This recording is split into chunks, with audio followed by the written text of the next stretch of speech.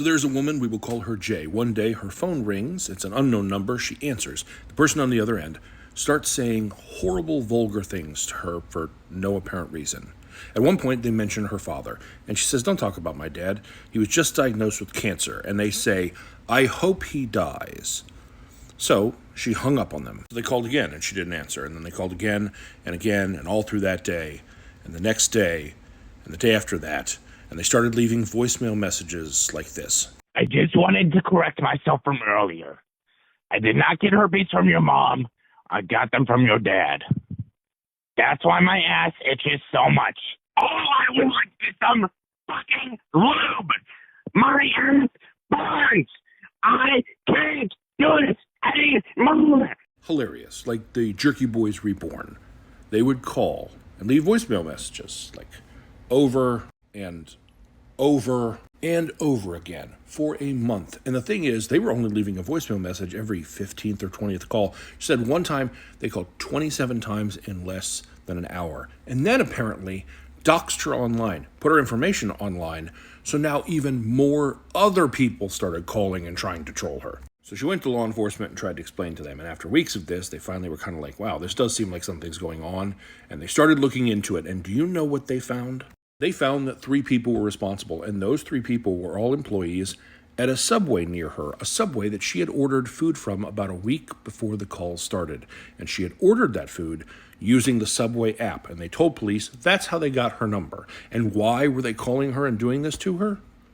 Because they said it was funny to them. She was understandably upset, so she called Subway. She wanted them to know what had happened to her, and that there was potentially a flaw with their app that allowed this to happen. And do you know what Subway said? That's a franchise location. Those aren't our employees. That's a franchise owner. We don't have anything to do with that. There's nothing wrong with our app. Apps let people have access to phone numbers. We don't have any business telling them how to run their business. Which I call bullshit on. Because when that submarine with the billionaires exploded and a Subway put up this sign that went viral, that was a franchise location, and corporate had a lot to say about it. They issued a whole statement. They threatened to take away this person's franchise.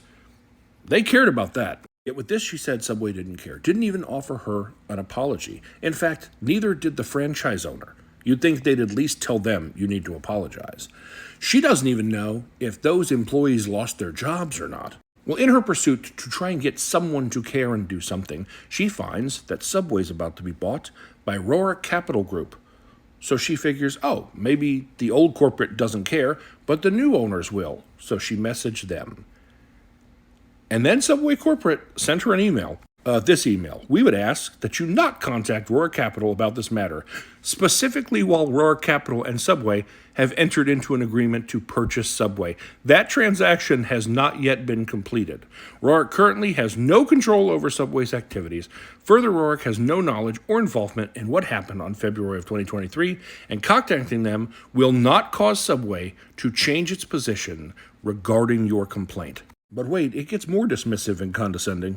"I am sorry that one of the employees of a franchise decided to misuse the information on his or her own time to contact you, but it sounds like the police in your town have taken care of that."